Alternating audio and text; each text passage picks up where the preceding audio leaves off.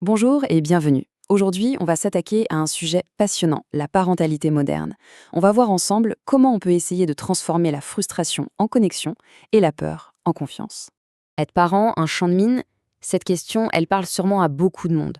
C'est vrai, dans un monde où on est bombardé d'informations, de conseils qui se contredisent tout le temps, c'est facile de se sentir un peu perdu, dépassé par ce qui est censé être le plus beau métier du monde, mais qui est aussi, soyons honnêtes, incroyablement complexe.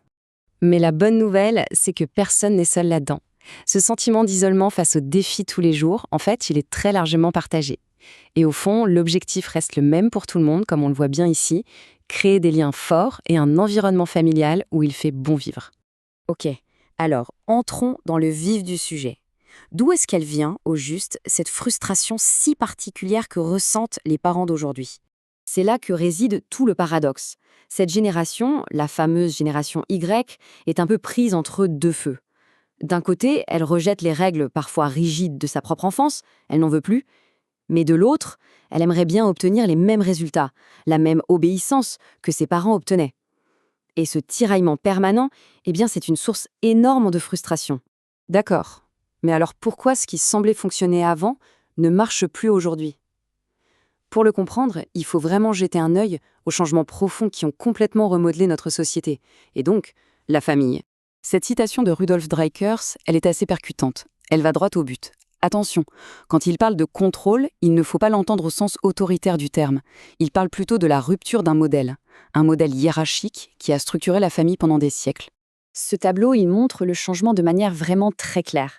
Avant, l'éducation, c'était une sorte de chaîne de soumission. Le père obéissait à son patron, la mère au père et les enfants aux parents. C'était le modèle. Aujourd'hui, cette chaîne est rompue. La famille moderne, elle, est basée sur des valeurs d'égalité, de collaboration. Du coup, on ne peut tout simplement plus appliquer des méthodes qui ont été conçues pour un monde qui, en fait, n'existe plus. Donc, si le problème vient en partie d'un changement extérieur, la solution, elle, doit commencer de l'intérieur. Il ne s'agit pas juste de trouver de nouvelles techniques, non. Il s'agit de changer complètement notre état d'esprit. Et pour ça, il y a une distinction fondamentale à faire. Une maison, c'est simple. Des murs, un toit, un abri physique. Mais un foyer, c'est bien plus que ça. C'est un espace où règne l'harmonie, la paix, l'amour. On a parfois tendance à l'oublier dans la course du quotidien, mais la vraie question c'est, est-ce qu'on vit dans une maison ou est-ce qu'on construit un foyer? Le point crucial, c'est que ce foyer, il se construit de l'intérieur vers l'extérieur. Ça implique un vrai travail personnel. Se reconnecter avec l'enfant qu'on a été, comprendre ses propres blessures, les schémas hérités, pour enfin pouvoir faire le choix conscient de ne pas les transmettre à son tour. Et cette image l'illustre parfaitement, je trouve. Ce travail sur soi, ce n'est pas une lutte, c'est plutôt comme du jardinage. Comme pour une jeune plante, ça demande de la douceur, de la patience, une attention intentionnelle, pour permettre à notre meilleure version en tant que parent de grandir et de s'épanouir. Bon, maintenant qu'on a posé les bases, passons aux outils pratiques. Comment on traduit cette prise de conscience en actions concrètes au quotidien? C'est là qu'intervient le concept central d'éduquer sans punir, qui est au cœur de la discipline positive. Alors mettons tout de suite les choses au clair. Éduquer sans punir, ça ne veut pas dire être permissif ou laxiste. Pas du tout. En fait, c'est un équilibre délicat, un chemin de crête entre la bienveillance et la fermeté. L'objectif, c'est de construire un respect mutuel dans un cadre qui est à la fois sain et collaboratif. C'est aussi essentiel de bien comprendre ce qu'est une punition.